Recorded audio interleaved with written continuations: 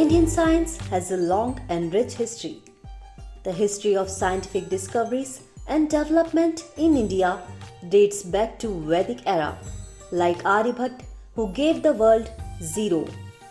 Sanskrit, Yoga, Ayurveda, and two of the world's first universities, Nalanda and Takshashila.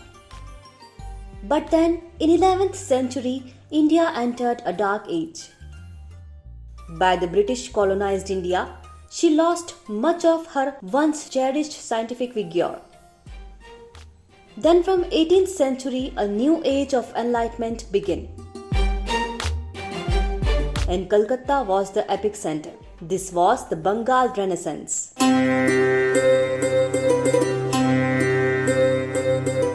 To the present generation, devotee of science like Dr. Mahindra Lal Sarkar is quite a forgotten name. During the end of the 19th century, he was tremendously inclined towards medical scientific research work. Indian scientists had contributed in the War of Independence from the beginning until 1947. One of them is M.L.Sircar. To understand the contribution of M.L.Sircar, better go with Indian Renaissance. M.L.Sircar was amongst the earliest scientists to realize the adverse consequences of foreign rule and the need for self-help. A product of 19th century Indian awakening, he symbolized it in the field of science and technology. Mahindra Lal Sarkar was an allopath. He was the second MD who passed the examination from Calcutta University in 1859. Dr. Sarkar became interested in the field of homeopathy in the later years. He gave up allopath and embraced homeopathy for the rest of his life. For this, he was ostracized by the British Medical Association Calcutta chapter. Its leading lights were Professor Goodeve, Ewart and Waller. They ganged up to eliminate him from medical practice in Calcutta. Because of this, Mahindra Lal Sarkar decided to go for homeopathy in full swing, and he had taken his full training under Rajendranath Datta, the famous homeopath of Calcutta, and then he came back with a bang for homeopathy in the city. In order to propagate his ideas and popularize science, he published the Calcutta Journal of Medicine in 1868. That became an important forum of intellectual interaction during that period.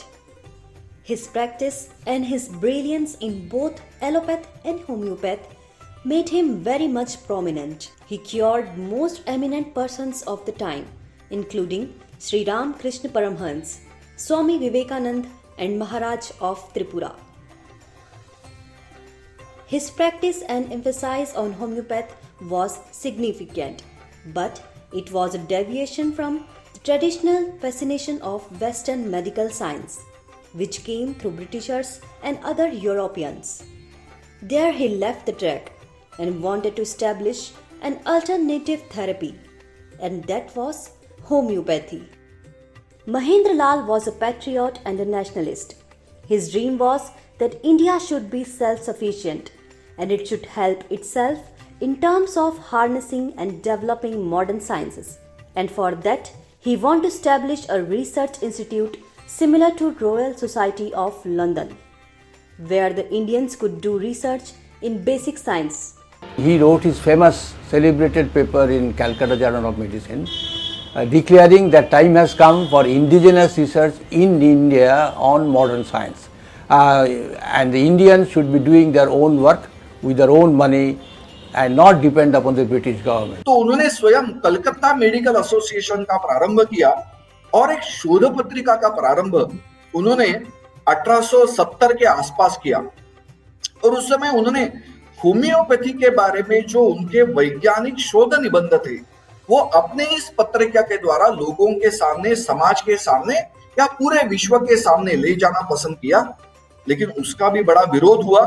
लेकिन कुछ भारतीय लोग ऐसे थे कि जो महेंद्र लाल जी के साथ खड़े हुए और वहां पर एक बड़ा विचार मंथन शुरू हुआ। उन्होंने आग्रह किया कि अपने देश में भी विज्ञान की शिक्षा प्रारंभ होनी चाहिए, लेकिन अंग्रेज लोग उसको रोकते थे। उन्होंने विचार किया कि हम अपने देश में आधुनिक विज्ञान का शिक्षा अनुसंधान करने वाली संस्था का निर्माण करेंगे जो भारतीय होगी और केवल भारत के लोगों के लिए होगी। He produced the approach papers and appealed to the wealthy citizens of the country to contribute to this project with the establishment of Indian Association for Cultivation of Science (IACS) on July 29, 1876. IACS provided India a platform to work for self-help, which produced India's first Nobel laureate in C.V. Raman in 1930, who produced Raman Effect in 1928. It was the beginning of Sarkar's contribution by establishing an institute which flourished and progressed throughout their span and freedom struggle. It also hosted some most brilliant Indian scientists like P.C. Ray, P.N. Bose, J.C. Bose, M.N. Saha, who closely acted with the national leadership towards freedom and Swadeshi movement onwards. Mahindra Lal's National Science Institution, first of all, the scientists have to be created for India. There must be a scientific pool, and the Indian scientists would train up the artisan class in India, and that would be the best way, best permanent solution with a minimum expenditure. Now Mahindra Lal said, we have nothing against industrial arts, industrial research, but there should be a separate body, and we want to stay separate, and we want to promote basic sciences, because without basic science you cannot have applied science. He wanted to develop and reconstruct the country through the promotion of modern science, and that development definitely against the background of boycottness and poverty that has come as a result of British rule. M.L.Sircar shouldn't be seen just as an individual scientist or a doctor that he was. Rather, he should be considered as one of the leaders in 19th century Renaissance or awakening. His contribution was not in terms of political agitation, rather, it was in terms of preparing a background in which freedom struggle could thrive. He was also a prominent in civic life by having several positions which were also helpful in promoting his cause. He was not creating any political slogans, but by establishing IACS, he was creating best scientists who fought for freedom and national reconstruction. And also, they carry forward the legacy of M.L.Sircar. His tremendous hard work and selfless dedication in this particular field, he had made himself a pioneer of sorts, in fact. Actually, though he was not a scientist in fact, but he was the time worshipper of science literally. Great result was that he created Indian Association for the Cultivation of Science, which has given birth to many a renowned scientists of the past and the present, and will keep on doing this good work. He was also amongst the founding fathers of modern science in India. His contribution to freedom struggle was indirect but long-lasting and crucial in creating a sense of self-help and national pride.